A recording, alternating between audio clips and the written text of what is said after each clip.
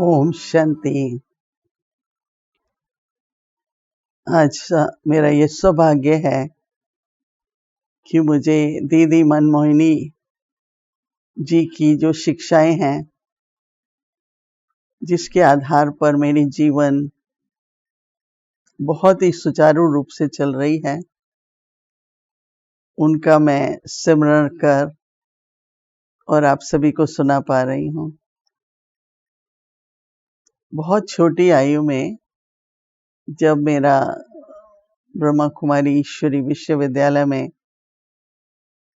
दिल्ली के सेवा केंद्र पर जाना हुआ, तो कुछ ही समय के बाद मेरी मुलाकात दीदी मनमोहिनी जी से हुई। अच्छा लगता था। मैं कहती थी, दीदी जी मेरा नाम तो मोहिनी है, आप तो मन को मोहने वाली हैं। क्योंकि उनके चेहरे पर ईश्वरी प्रेम ऐसे झलकता था कि एकदम जैसे ही उनको देखते थे तो जैसे कि एक अद्भुत सा अनुभव खुशी का और शक्ति का होने लगता था। वो बहुत प्रेम से सिखाती थी, जो कुछ उन्हें कहना होता था बहुत प्रेम से कहती थी, और हमेशा कहती थी, तुम तो मेरी सहेली हो, मेरी सखी हो, इसलिए मैं आपको ये सब बता रही हूँ। बहुत थोड़े व्यक्ति होते हैं जो आपको जो कुछ कहना है वो स्पष्ट शब्दों में कहते हैं। बहुतों के जीवन में जैसे ऐसा लगता है कि जब वह कह रहे हैं तो कुछ संकोच कर रहे हैं, पूरी बात नहीं कह रहे हैं,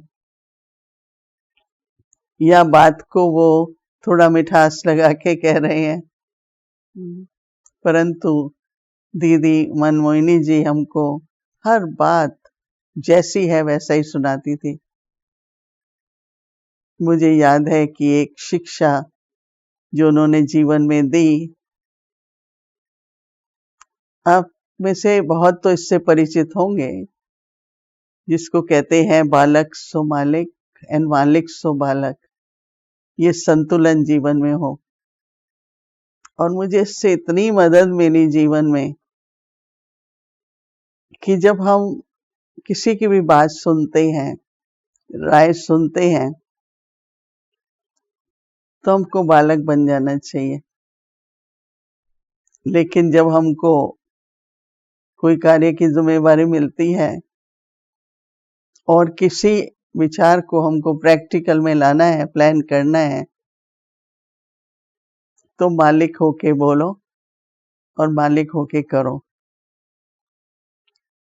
तो क्या होता है कि एक करने की कला होती है, एक सीखने की कला होती है। और सीखना जीवन में हमेशा कोई ऐसी आयु नहीं होती जब मैं कह सकूं मुझे सब कुछ आता है। सब कुछ आते हुए भी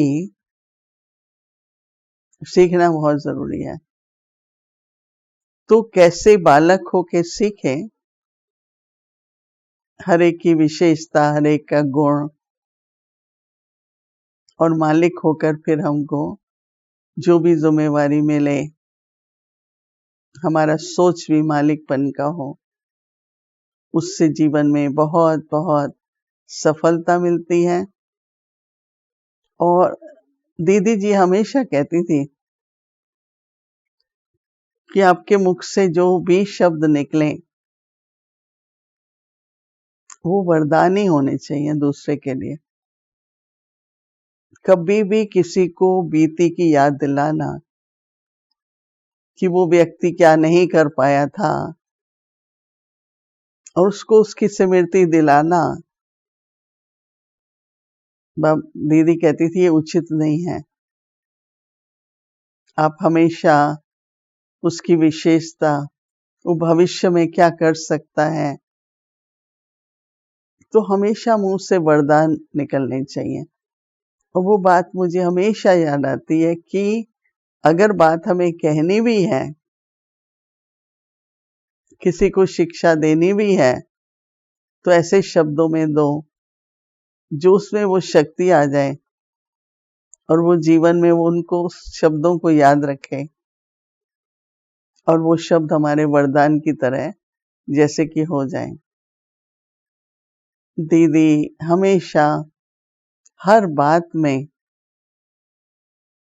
बहुत एक्यूरेट थी।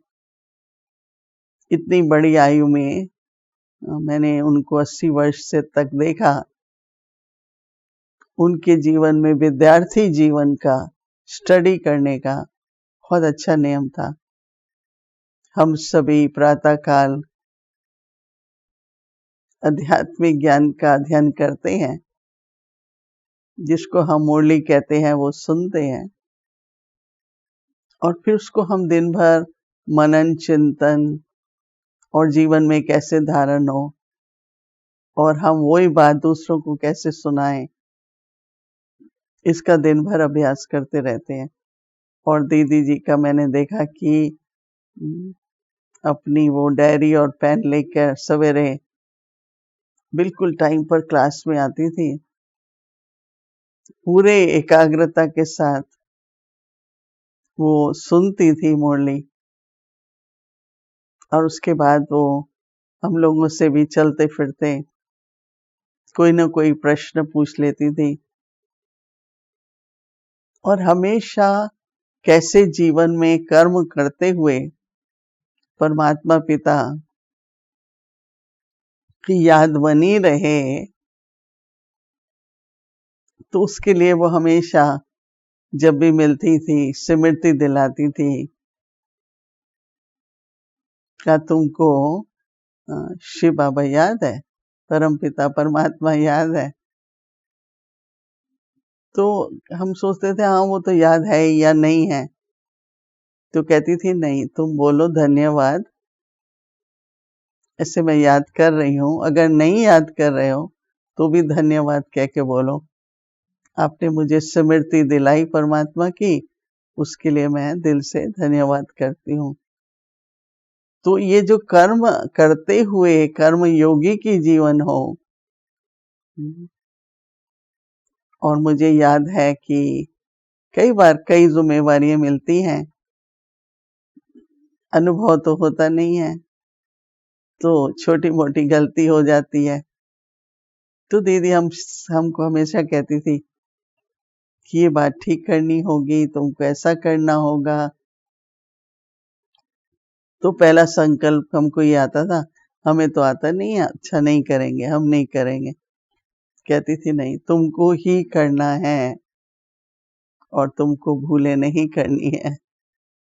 तो मैंने देखा कि जो उनका सच्चा स्नेह था हम सबके प्रति, मैं तो अपने प्रति खास कहूंगी, वो ये था, हमेशा कहती थी नहीं तुम्हें तो करना ही होगा।